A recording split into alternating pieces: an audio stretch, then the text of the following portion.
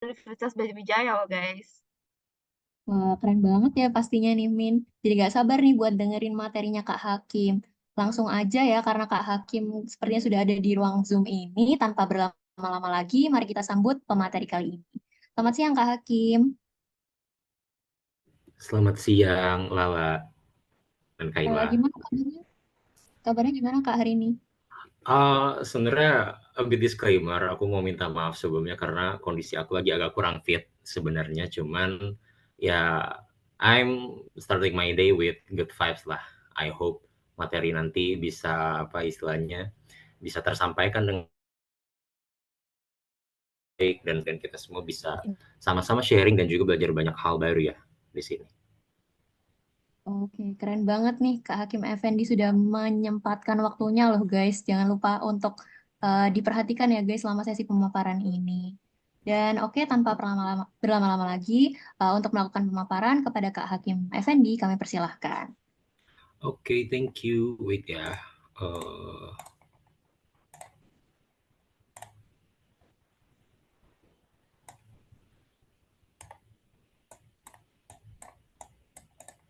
Eh, kok error ya?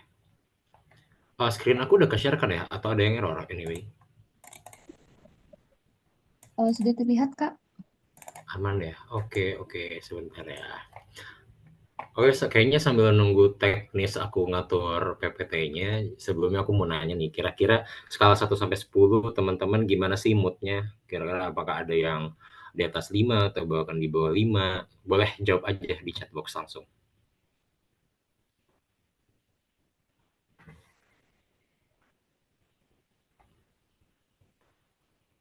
1000, oke. 999, wah kayaknya pada semangat-semangat nih ya. Kayaknya aku jadi terpacu. Semoga aku bisa cepat sembuh karena ngelihat semangat teman-teman semua di sini ya. Oke, thank you guys. Nah, oke kayaknya udah benar nih. Oke, jadi di sini aku akan bawain materi tentang strategic alignment with SDGs dan since aku juga sebenarnya ada pengalaman beberapa kali di project SDGs karena aku sebelumnya involved di AIESEC ya, dan aku terakhir role-nya itu as Vice President di AIESEC UB. Tapi sebelumnya di sini aku mau nanya deh teman-teman, kira-kira udah ada yang tahu belum sih tentang sustainable finance?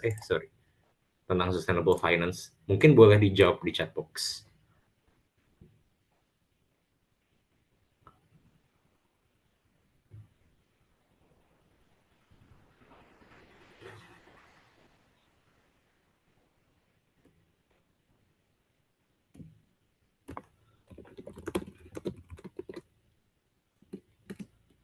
Atau mungkin boleh on mic aja langsung kali ya satu orang yang mau share apa sih sustainable finance. Karena kayaknya sebelumnya sempat di-up ya kontennya di IG tentang sustainable finance dan udah sempat di-brief about what is sustainable finance gitu. Kira-kira ada yang mau share gak sih satu orang on mic boleh?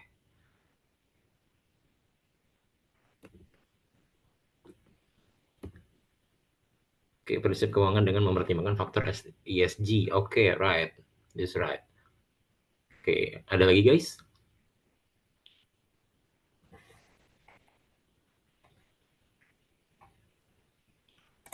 Oke, oke. Oke, kita langsung aja ya. I hope materi aku kali ini nggak akan yang berat-berat banget dan nggak akan makan waktu yang terlalu lama. Jadi kita bisa ikutin sama-sama di sini. Oke, keuangan yang mempertimbangkan juga people dan planet juga. Oke, right. Oke, jadi a brief about sustainable finance. Benar, sustainable finance itu adalah making our financial decision, making every business or investment decision yang tetap mempertimbangkan ESG itu sendiri. Dan apa namanya? Ketika kita berkaca atau ketika kita berbicara tentang environment, social, and governance, itu nggak melulu hanya tentang people and planet aja, tapi juga itu mempertimbangkan dari sisi terutama social and governance. Meanwhile, sebenarnya sustainable finance ini lebih erat kaitannya dengan apa sesuatu hal yang berbau dengan lingkungan atau mungkin our support to apa namanya untuk mendukung climate change itu sendiri ya. Karena kita tahu bahwa belakangan hari ini climate change itu menjadi sesuatu topik yang sangat hangat diperbincangkan ya. Dan juga kita bisa lihat mungkin teman-teman yang berada di lingkungan Jakarta atau mungkin di sekitarnya itu bisa ngelihat berapa segimana polusi di kita sejauh ini ya. Tuh.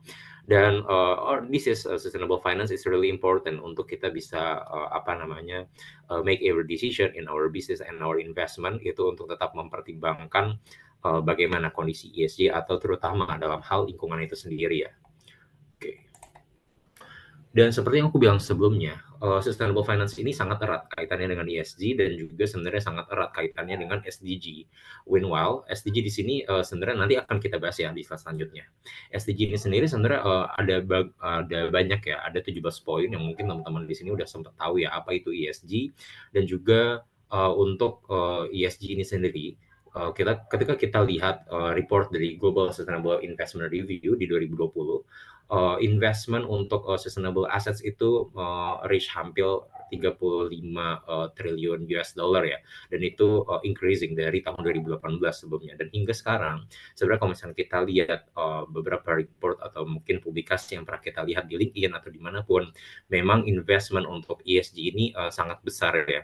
Dan ketika kita lihat salah satu report dari Bain, aku gak put di sini ya, salah satu report dari Bain terkait dengan investment outlook dari para venture capital, itu memang sebagian besar dari mereka itu willing atau memperbanyak alokasi aset mereka atau investment mereka itu di di bagian ESG ya, terutama hal-hal yang mendukung terkait dengan lingkungan atau climate change itu sendiri. Dan kita bisa lihat di sini bahwa sustainable finance ini sangat berpengaruh erat ya untuk driving positive impact dan juga untuk bisa membuat masa depan atau future yang lebih sustainable atau lebih baik ya. Oke, tapi sebelumnya di sini teman-teman udah ada yang tahu belum ESG itu apa sih? In a brief mungkin ada satu orang yang mau pop up atau on mic? Boleh, Rahmat Zakwan ya? Iya kak. Oke, izin on mic. Yep. Izin jelasin kak, ESG itu yang aku ketahui ya kak. ESG kan kalau singkatnya. Halo kak, kedengeran suara? Iya aman, kedengeran kok. ESG itu yang aku ketahui ya kayak itu kan singkatannya environment. Nah di situ tuh kalau secara anjir gratis ini pemerintah Jakarta ada nih. Bocor ya kak? Ada yang bocor? Bocor tapi kayaknya aman deh. Masih kedengeran kok suaranya. Oh iya, namanya pokoknya ESG itu kalau untuk perusahaan misalnya dia buat portofolio misalnya ke investor, lihat kayak performa dari environment, sosial, dan government, singkatnya seperti itu sih kak. Kalau dari right. jadi buat menilai Okay. investor gitu. Thank you, Rahmat Zakwan. Oke, kita langsung lanjut ya. Jadi benar yang di-share sama teman kita tadi, bahwa ESG ini sangat untuk kita mempertimbangkan dari sisi bagaimana lingkungan, bagaimana dampaknya terhadap sosial, dan juga bagaimana dampaknya terhadap tata kelola. Tata kelola di sini tidak hanya melulu tata kelola terhadap perusahaan, bahkan juga tata kelola yang berada dalam negara tersebut ya. Well, kayaknya aku nggak akan bahas terlalu dalam sebenarnya untuk ESG di sini, karena sebagaimana yang kita tahu bahwa ESG ini sangat berdampak sebenarnya ya, sangat bisa berdampak untuk revenue growth dan juga untuk bisa mendapatkan beberapa venture capital atau investor yang pernah diskusi sama aku, memang mereka ini belakangan ini ya sangat mempertimbangkan atau sangat willing untuk bisa mengalokasikan aset mereka atau investment mereka ini lebih untuk bisnis atau bahkan startup yang fokusnya memang untuk support ESG itu sendiri ya. Walaupun sebenarnya ada beberapa venture capital atau investors yang yang mereka masih willing untuk put yang tidak begitu consider ESG banget, tapi sebenarnya ESG ini untuk saat ini sangat penting ya, karena seperti yang kita tahu bahwa yang sebelumnya sempat aku jelasin bahwa saat ini kondisi nggak cuma di Jakarta atau Indonesia juga, bahkan juga dunia, bahwa carbon emission saat ini kan juga istilahnya sangat cenderung meningkat ya, cenderung bertambah. Walaupun sebenarnya sudah ada beberapa decision atau bahkan sudah ada beberapa keputusan atau kebijakan terkait dengan penggunaan mobil listrik misalkan, atau bahkan menghindari fast fashion dan lain sebagainya ya. Oke. Dan juga untuk ESG ini sendiri sebenarnya sudah cukup berdampak ya terhadap market change dan juga bisa driving value, bahkan ini penting banget. Jadi untuk sebuah bisnis atau bahkan sebuah organisasi misal, itu ketika mereka sangat mempertimbangkan atau sangat meng-consider terkait dengan ESG itu sendiri, itu pasti akan berdampak pada value creation atau bahkan peningkatan value dari bisnis atau organization mereka itu sendiri ya. Oke. Dan juga untuk ESG performance ini sebenarnya allocation ada beberapa macam hal. Di sini mungkin di sebelah kanan ya, yang bagian lingkaran aku bisa bagi ke dalam environmental sector dan juga social and governance sector ya. Walaupun sebenarnya nggak melulu hanya terbatas pada ini saja, karena untuk ESG sendiri ini sebenarnya pengertian sangat luas ya. Jadi nggak hanya melulu tentang lingkungan, tapi juga di sini terkait dengan bagaimana kita bisa membuat impact yang sustainable, bagaimana kita bisa membuat revenue atau profit yang dalam sebuah bisnis itu bisa sustainable, dan juga tetap mempertimbangkan ketiga aspek tersebut, terutama lingkungan. Karena ketika kita berbicara soal bisnis, ketika kita berbicara soal business growth, atau ketika kita juga berbicara soal bagaimana bisnis ini bisa berkompetisi satu sama lain dengan bisnis lain, terkadang mereka pun juga agak mengesampingkan faktor ESG itu sendiri. Mungkin aku nggak akan sebut nama brandnya ya, karena mungkin agak cukup sensitif di sini. Mungkin beberapa dari kalian udah sempat ngelihat clothing brand atau bahkan food and beverage brand yang mungkin mereka ini sebenarnya growth-nya cukup tinggi, dan mereka untuk dalam hal membuat bukan perspektif ya, membuat positioning di mata masyarakat atau customer itu cukup kuat gitu, dan customer bahkan itu cenderung memilih produk tersebut, walaupun sebenarnya brand fashion atau food and beverage itu cukup atau bisa kita bilang agak mengesampingkan faktor dari environmental impact itu sendiri ya. Contoh seperti fast fashion dan juga food and beverage yang tidak mempertimbangkan food waste-nya dengan baik seperti itu ya. Dan sebenarnya di sini ada salah satu report ya dari UNPRI dan juga PwC bahwa companies with strong ESG performance outperformed their counterparts by 4,8% over a 5-year period. Dan juga di sini ketika integrating SDG ini bisa di-consider dalam company itu sendiri, strategi atau investment strategi yang dimiliki oleh company tersebut itu bisa meningkatkan financial performance dan juga dalam hal risk management juga khususnya. Oke. Nah, di sini about SDG ya. Nah, sebelumnya ada yang udah tahu belum apa sih itu SDG dan kenapa SDG itu penting? Mungkin ada satu orang yang mau share. Boleh langsung on mic aja.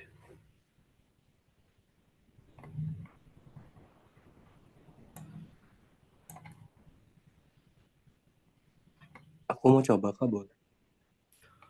Boleh. Dengan siapa? Sorry. Raihan. Oke, Raihan. Oke. Gimana, Raihan? Jadi SDG itu yang menurut pemahaman aku, SDG itu kan adalah Sustainable Development Goals ya, yang artinya adalah ada target yang ini lebih dikenal di lingkungan internasional, ada target yang harus dicapai, yaitu ada 17 target. Itu tuh kayak ada no poverty dan lain sebagainya.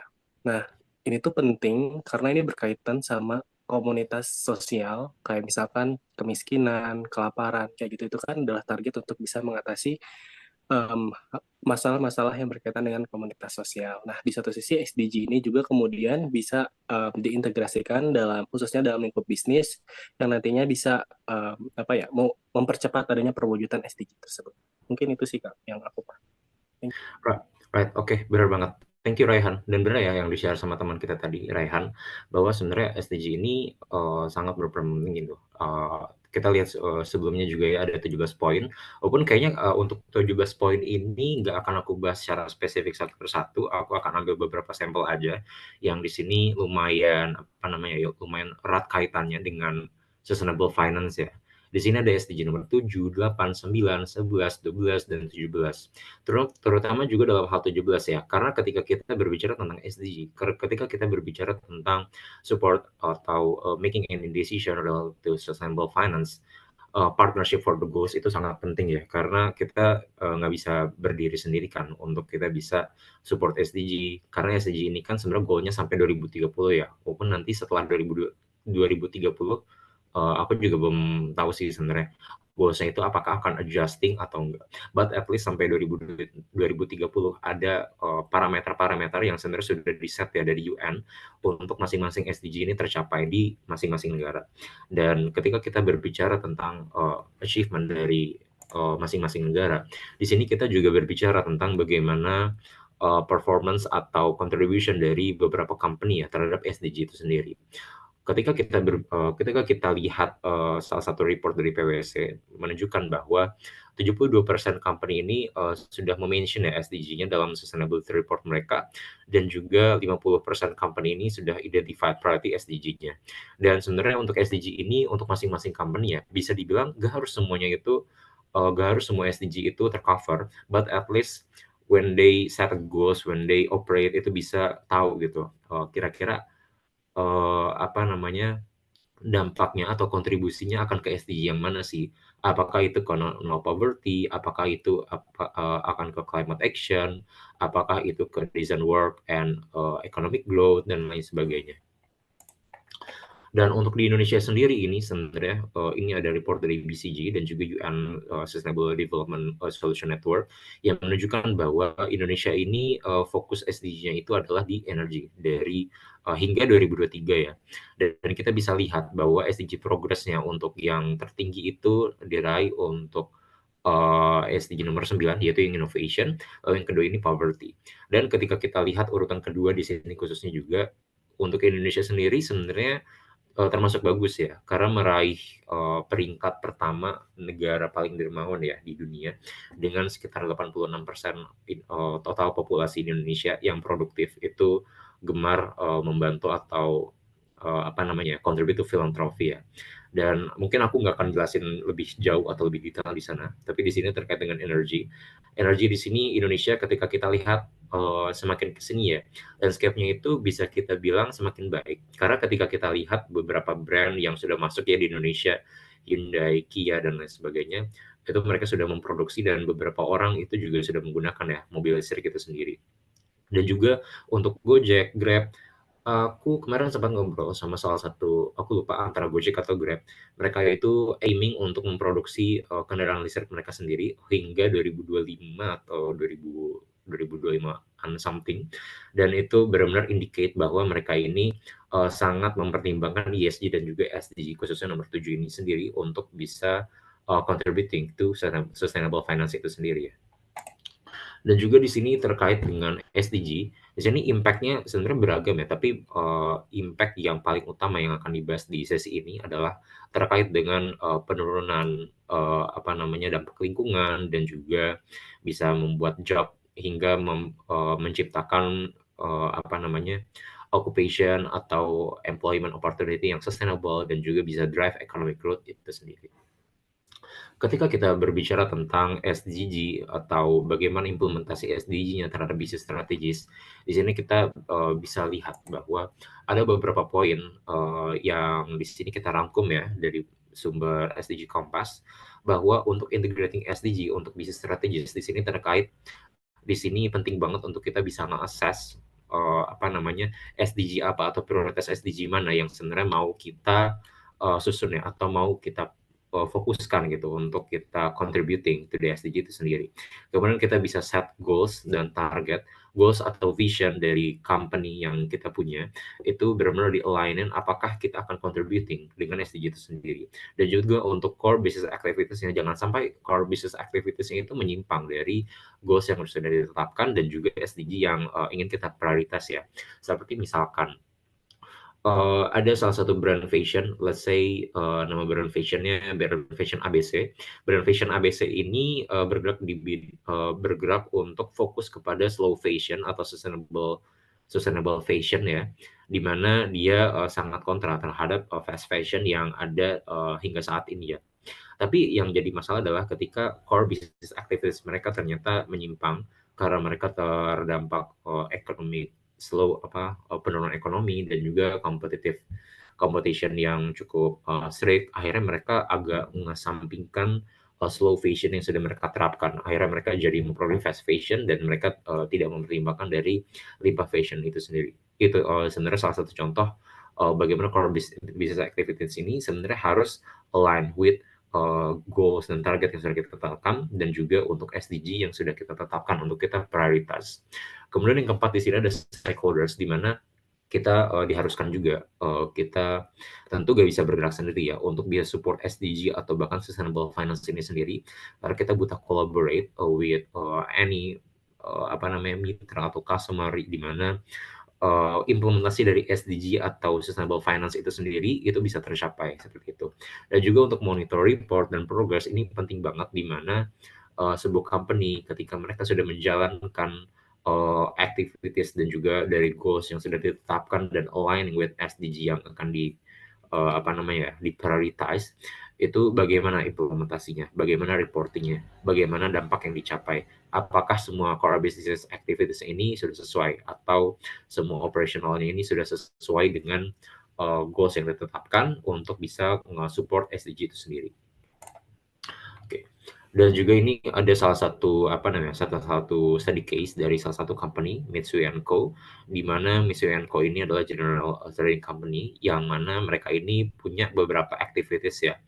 Beberapa activities itu ada enhancement of the company environmental management system, kemudian ada initiative to preserve biodiversity, addressing environmental issues through its contribution to society, di mana ketika kita assess, coba kita lihat dari maturity-nya mereka itu adalah untuk enhancement of local industries based and quality of life.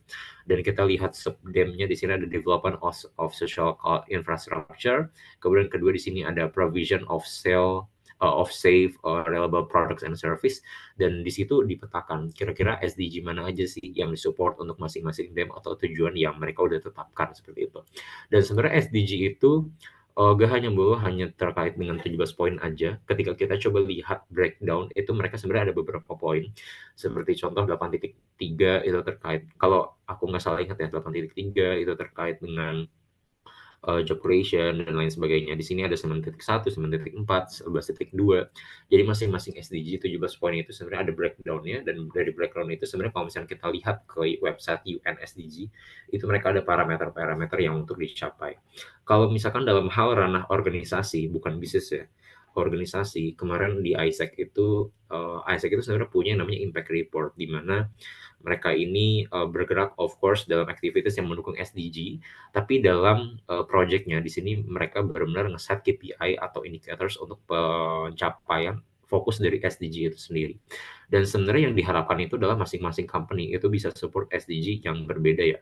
Walaupun saat ini hal yang menjadi fokus itu terutama di bidang energi dan juga climate change ya untuk SDG itu sendiri. Oke, dan juga di sini mungkin materi terakhir dari aku ya, sebelum kita nanti lanjut ke Q&A session, bahwa untuk engaging dengan SDG ini sebenarnya ada beberapa hal yang bisa dilakukan untuk masing-masing individuals dan juga bisnis dan juga investors. Untuk individual sendiri di sini kita bisa lihat bahwa individuals bisa choose product and service yang istilahnya mereka ini align with sustainable finance or with SDG ya, dan juga bisa spread awareness terkait dengan misalkan tidak menggunakan fast fashion, dan juga tetap mempertimbangkan atau mengelola food waste-nya dengan baik misalkan, atau bahkan untuk yang lebih high end lagi ketika memproduksi mobil itu tetap dipertimbangkan dari sisi bagaimana keborosan dalam penggunaan bahan bakar minyak dan sebagainya. Dan juga untuk sustainable living itu bisa dipraktekkan juga ya untuk individuals. Untuk bisnis ini sendiri bisa melihat dari integrate sustainable practice into business operations, kemudian juga bisa mendevelop produk yang support sustainability, kemudian juga bisa implement CSR. Walaupun kita bisa lihat beberapa company besar itu sebenarnya sudah menerapkan yang namanya CSR ya. Walaupun CSR ini beda-beda. Ada yang support untuk SDG 1, ada yang support untuk SDG 13 climate change, ada yang support untuk SDG 4 quality education dan lain sebagainya. Dan juga untuk report ini juga sebenarnya penting untuk bisnis ini bisa punya ya, karena itu juga akan menjadi pertanggungjawaban kepada stakeholder dan juga shareholder ya, karena mereka perlu tahu bagaimana implementasi atau operations bisnisnya itu bisa sudah berjalan dengan baik, aligning with the SDG atau sustainability goals yang sudah ditetapkan dari awal. Dan juga untuk investors ini bisa mempertimbangkan ESG kriteria juga, khususnya dalam making investment decision, kemudian juga bisa support dan invest di beberapa portfolio yang memang mendukung untuk ESG itu sendiri ya. Oke, sekian dari aku. Mungkin aku balikin ke MC untuk bagian apa namanya Q&A session ya. Thank you. Oke, baik. Terima kasih Kak Hakim atas pemaparannya yang sangat luas dan informatif banget ya. Dan aku jadi dapat insight baru juga terkait SDGs ini. Dan terima kasih banyak Kak Hakim. Oke, selanjutnya kita akan melanjutkan ke sesi Q&A. Q&A yang pasti ditunggu oleh teman-teman juga di Zoom ini. Oh, oke, langsung aja buat peserta yang ingin bertanya bisa menuliskan pertanyaan pada link Slido yang telah disediakan oleh panitia dalam kolom chat Zoom.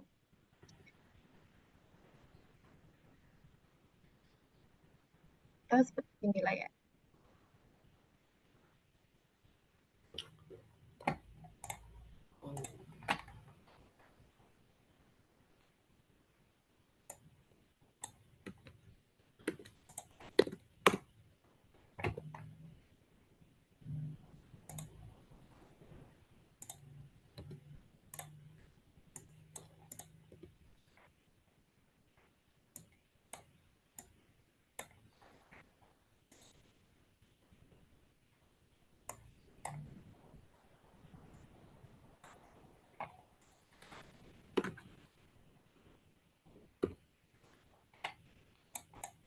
Oke, mungkin ini udah ada beberapa pertanyaan yang masuk.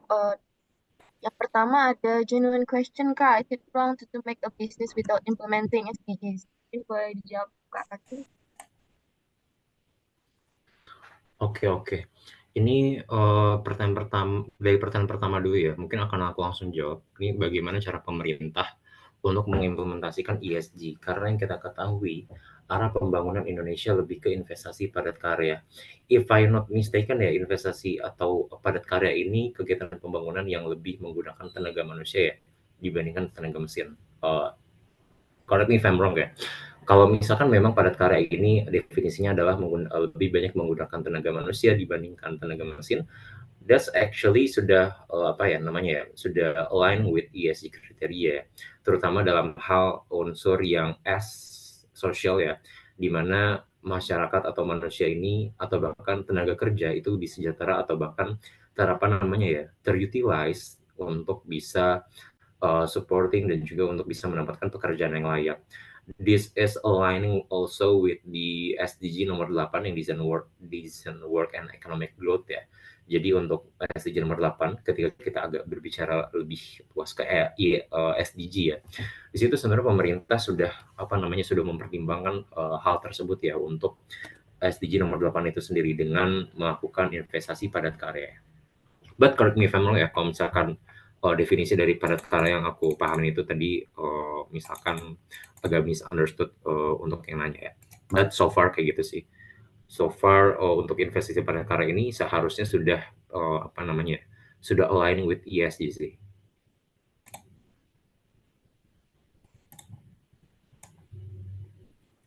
Oke, ini ada pertanyaan yang masuk lagi. How can we measure our ability to maintain company profit while aligning with SDG? Mungkin bisa dijawab Kak Hakim. Okay. How can we measure our ability to maintain company profit while aligning with ESG elements?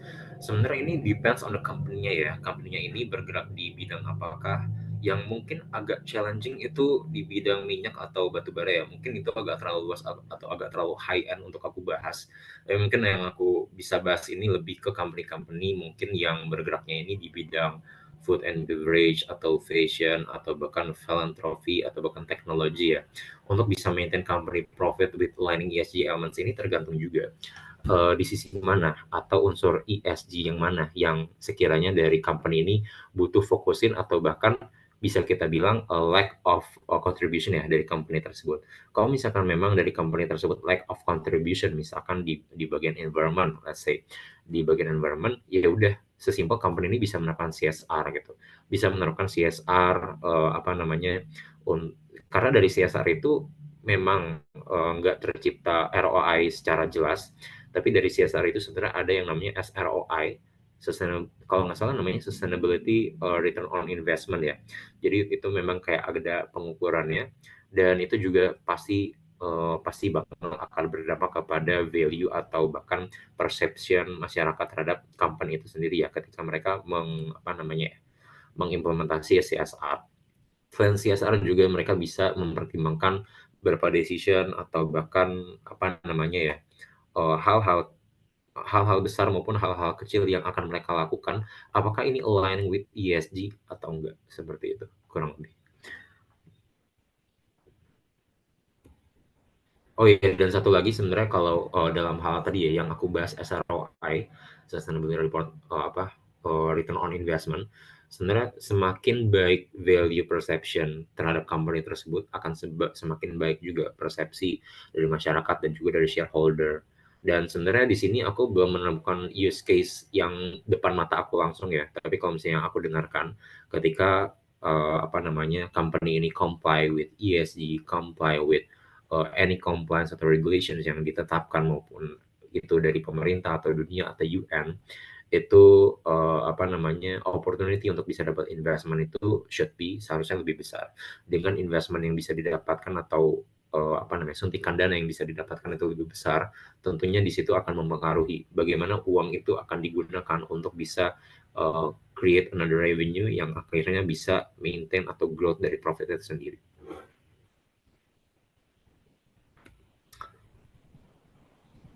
Oke, terima kasih atas jawabannya. Mungkin ada participants yang mau nanya lewat Zoom langsung, bisa langsung raise hand ya.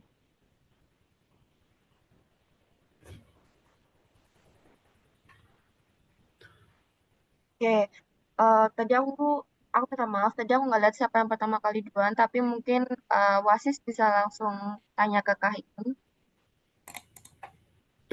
Kak, sebelumnya terima kasih banyak atas presentasinya. Mungkin kakak karena berdasarkan dari IASEC dan as I know in IASEC itu pasti kerjanya tidak akan jauh dari SDGs yang dulu saya pernah ikut campnya itu hampir semuanya itu harus dipikirkan ke mana SDG-nya seperti. Jadi pada saat penjelasan kakak itu saya mengingat kembali pada saat dulu saya sempat berinteraksi dengan rekan-rekan IASEC juga di universitas saya.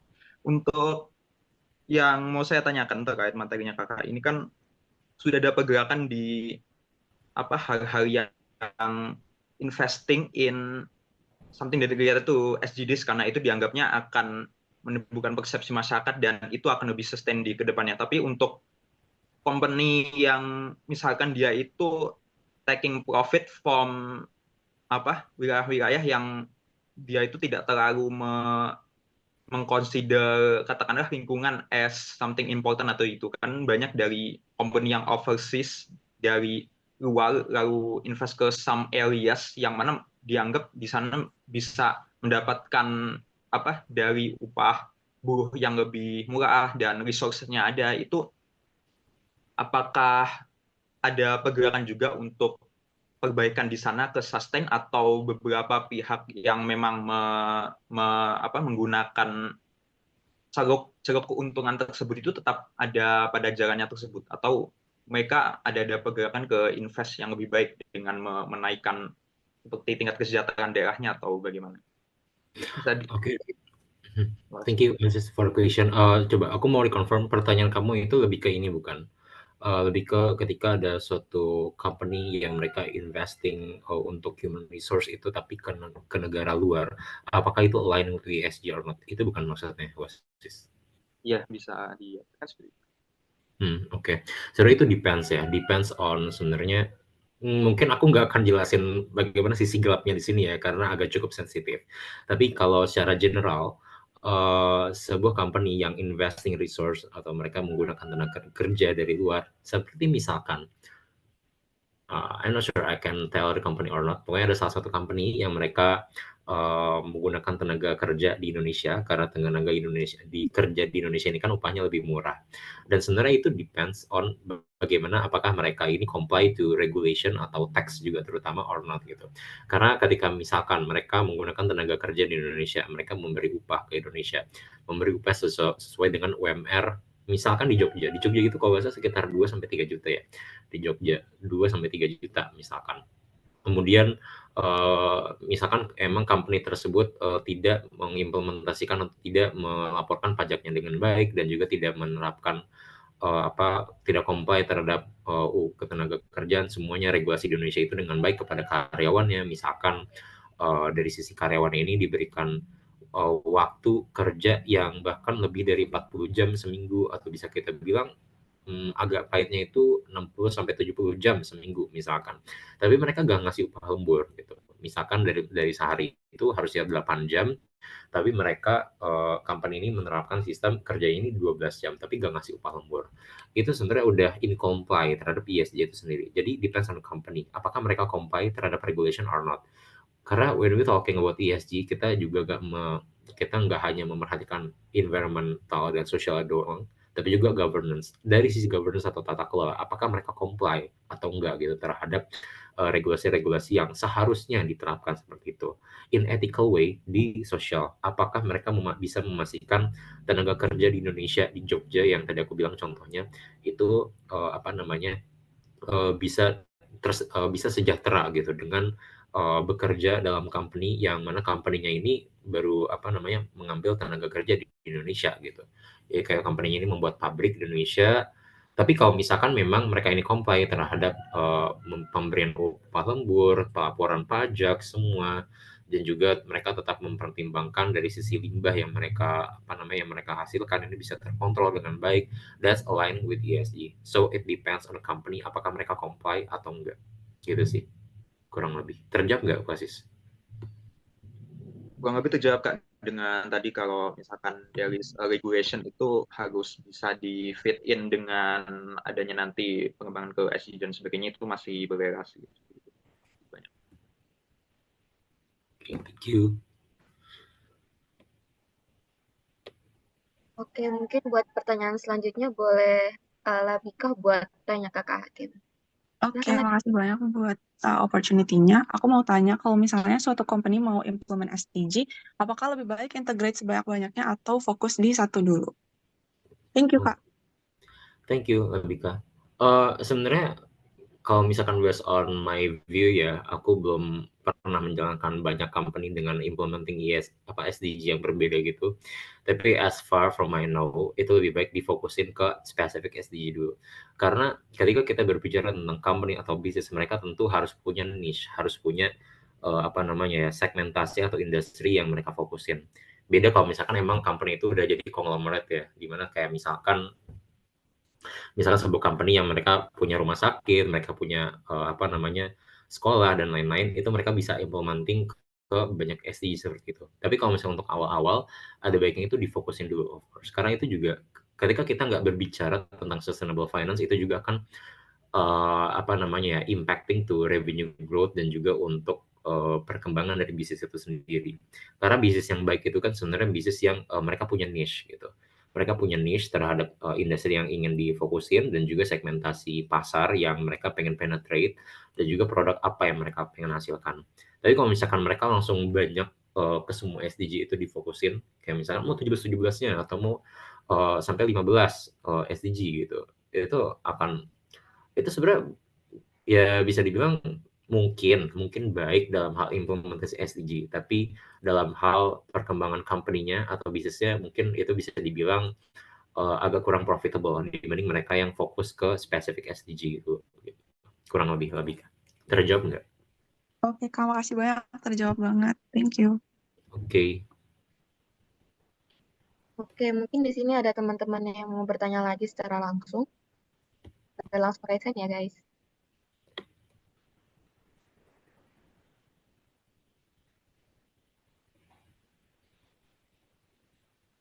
Oke, mungkin karena tadi masih ada stok pertanyaan di Slido, mungkin buat Nasmi bisa tolong ditampilkan lagi.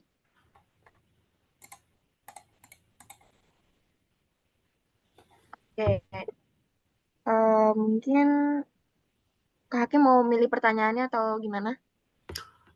Since ini kayaknya cuma 2 ya, jadi cuma yang paling sorry, kayaknya ini cuma 1 deh yang belum terjawab. Oke, bisa langsung dijawab aja Kak Hakim. Genuine question ya. Genuine question, is it wrong to make a business without implementing SDG? Sebenarnya yang harus diperhatikan pertama itu adalah awareness dari SDG itu sendiri.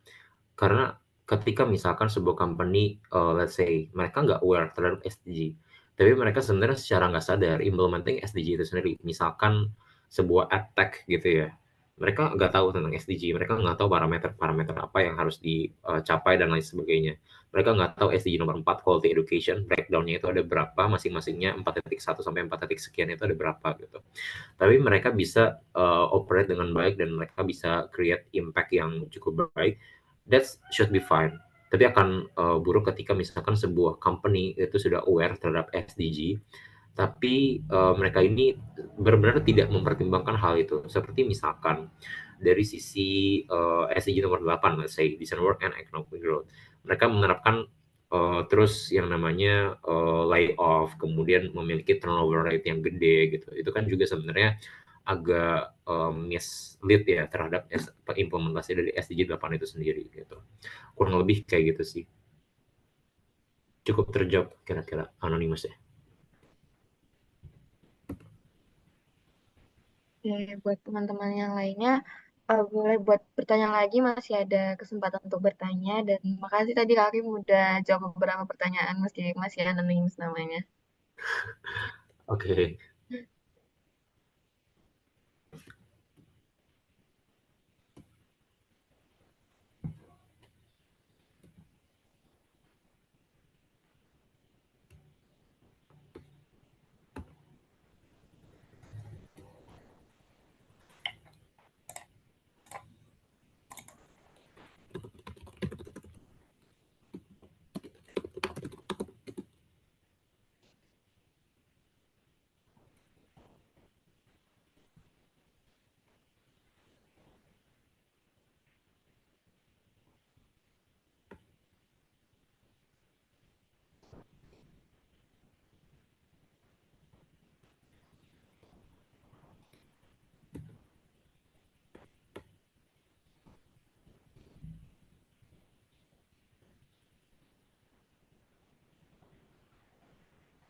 Oh, ini ada pertanyaan baru ya.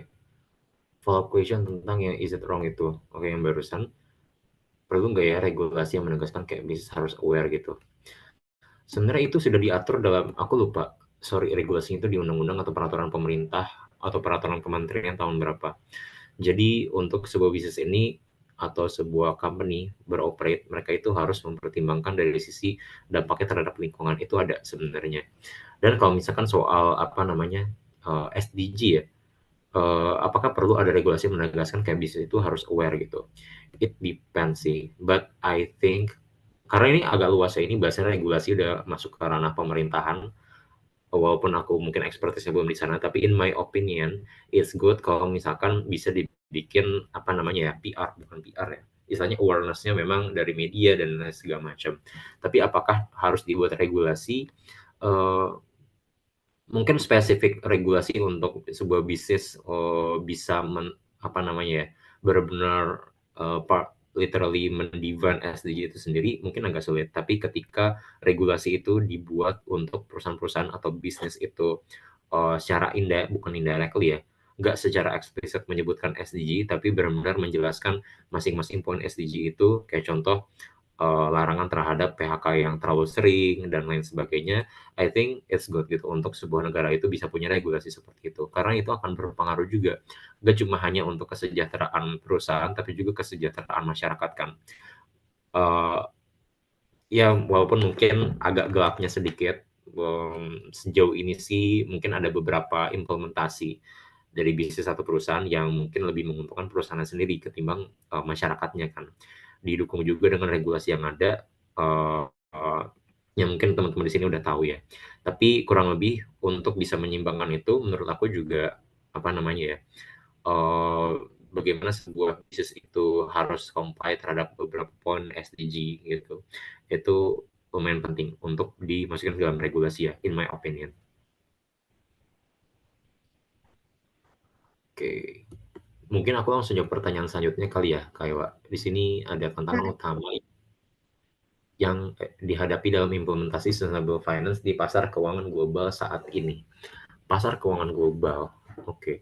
Kalau misalkan pasar keuangan global itu berarti bicara soal financial service. Financial service ini kan ada bank, ada banking, ada insurance, ada investment banking, Ada bahkan platform-platform sesimpel kayak Ajaib, Stockbit, dan lain-lain. Dan juga itu seharusnya diregulasi oleh OJK kan. Tapi kalau misalkan pertanyaannya, tantangan yang dihadapi dalam implementasi sustainable finance itu sebenarnya nggak jauh-jauh deh, nggak usah jauh-jauh ke pasar keuangan, tapi lebih ke sisi investor kita secara individu ya, maupun secara bisnis gitu.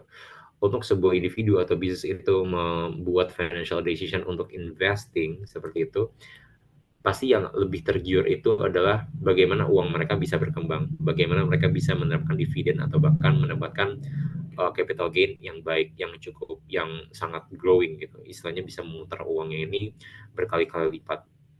Sebenarnya yang menjadi tantangan, bukan tantangan ya, mungkin aku sebut ini adalah godaan bagi sebuah investor, individu maupun bisnis gitu. Ketika misalkan investing ke pasar modal atau investing ke private equity, itu agak mengesampingkan faktor dari ESG itu sendiri atau bahkan faktor implikasi terhadap sustainability itu sendiri.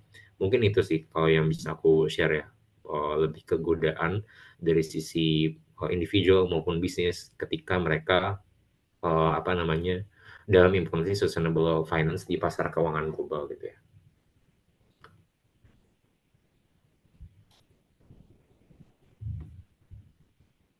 Baik, makasih Kak Hakim.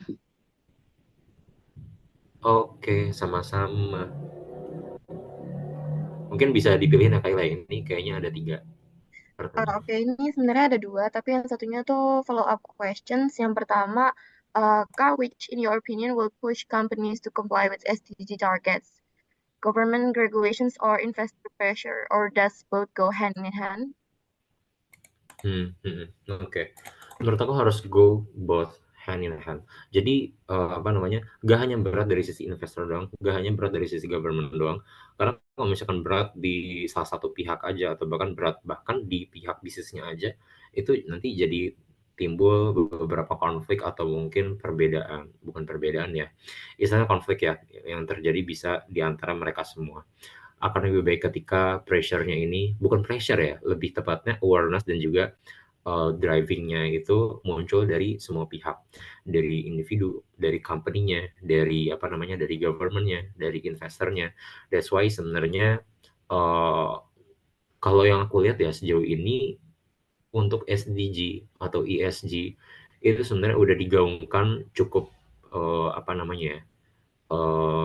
udah cukup menggaungkan. Tapi yang jadi masalah adalah masih ada beberapa perusahaan yang mereka ini nggak comply, dan ketika perusahaan ini masih nggak comply, ada individu yang sebenarnya mereka udah aware, tapi mereka masih tetap membeli produk dari perusahaan atau bisnis yang nggak comply terhadap ESG atau SDG tersebut gitu. Itu sebenarnya yang menjadi tantangan atau godaannya adalah untuk misalkan aku mau beli fashion yang emang aku mengutamakan model gitu, misalkan aku gak mengesampingkan bagaimana proses produksinya dan lain segala macam, aku gak melihat dari di belakang mereka ini gimana, apakah mereka support ini itu, tapi aku tetap beli gitu. Mereka fast fashion misalkan, itu sebenarnya yang agak misconduct sih. Jadi aku udah aware, company-nya mungkin juga udah aware, tapi implementasinya itulah yang istilahnya yang benar-benar harus di-strike. And I guess itu cukup penting ya untuk sebuah negara atau sebuah regulasi itu bisa menetapkan perusahaan-perusahaan yang nggak comply terhadap ESG atau SDG implementation, itu mungkin bisa dikenakan suatu klausul tertentu ya. Jadi supaya drivingnya itu nggak hanya sekedar dari awareness, tapi juga ada tuntutan gitu untuk bisa comply terhadap implementasi dari ESG atau SDG itu sendiri sih, in my opinion. Oke, terima kasih Kak Hakim atas jawabannya. Mungkin ini pertanyaan terakhir ya buat sesi Q&A kali ini. Menurut Kakak, pajak karbon or maybe subsidi energi itu efektif nggak ya buat memobilisasi modal buat proyek-proyek yang mendukung SDGs? Atau sebenarnya ada solusi yang lebih baik ya Kak? Oke. Ini mungkin bukan di ranah aku ya, kalau misalkan ngomongin soal pajak karbon, itu kayak udah masuk ke ranah yang lebih high level kan. But in my opinion, untuk pajak karbon itu seharusnya sudah cukup. Tapi yang jadi masalah adalah bagaimana perusahaan ini bisa comply terhadap regulasi yang sudah ditetapkan untuk membayar pajak. Karena sebenarnya kalau misalkan teman-teman tahu fenomena greenwashing, beberapa perusahaan atau mungkin beberapa bisnis itu ada yang menggaungkan mereka ini support terhadap environmental dan segala macam, tapi sebenarnya implementasinya enggak gitu. Itu ada terjadi kayak gitu, dan itu enggak cuma ada di satu industri aja, bahkan di industri fashion dan food and beverage itu bisa ada gitu company-company yang tidak comply seperti itu. Mereka menggaungkan menggaungkan mereka support ini, mereka bilang ini dibuatnya less water apa segala macam, tapi ternyata setelah dicek mereka ini gunain airnya lebih banyak gitu loh gitu. Yang akhirnya itu berpengaruh juga sebenarnya terhadap bagaimana kondisi lingkungan dari dari operations yang dijalankan oleh perusahaan atau bisnis tersebut ya. Jadi menurut aku bukan pajak karbonnya atau mungkin subsidi energinya yang harus menjadi concern, tapi sebenarnya adalah bisa kita bilang ESG fraud ya. ESG fraud yang yang dilakukan oleh company-company ini. Jadi jangan sampai mereka ini sebenarnya kerjasamanya harus dari berbagai pihak sih. Kalau misalkan based on my discussion with other people in my company and other outside my company as well ya. Jadi ini memang kerjasamanya harus dari berbagai pihak, gak cuma dari regulasi aja, tapi juga dari otoritas lain yang bisa memonitor penerapan ESG atau SDG itu sendiri. Apakah mereka ada melakukan fraud, ESG fraud itu, apakah mereka comply terhadap pelaporan pajak segala macam, apakah dari perusahaan tersebut ada yang namanya make up atau manipulasi laporan keuangan. Itu kan sebenarnya cukup banyak ya perusahaan-perusahaan yang melakukan manipulasi laporan keuangan, bahkan manipulasi dalam sustainability report-nya seperti itu. Terima kasih Kak Hakim buat jawabannya. Mungkin karena ini udah tadi itu pertanyaan penutup ya. Terima kasih kepada para peserta yang telah mengajukan pertanyaan dan berperan aktif selama sesi Q&A. Mungkin aku mau tanya dulu nih buat Kak Hakim, kira-kira bersedia nggak ya kalau ditanyain di media sosialnya? Bisa, aku bisa di-approach lewat LinkedIn, nama LinkedIn aku sama kayak nama Zoom aku saat ini. Oke, mungkin buat para peserta yang belum sempat nanya atau pertanyaannya di Slido belum sempat dijawab sama Kak Hakim, bisa langsung approach Kak Hakim ya.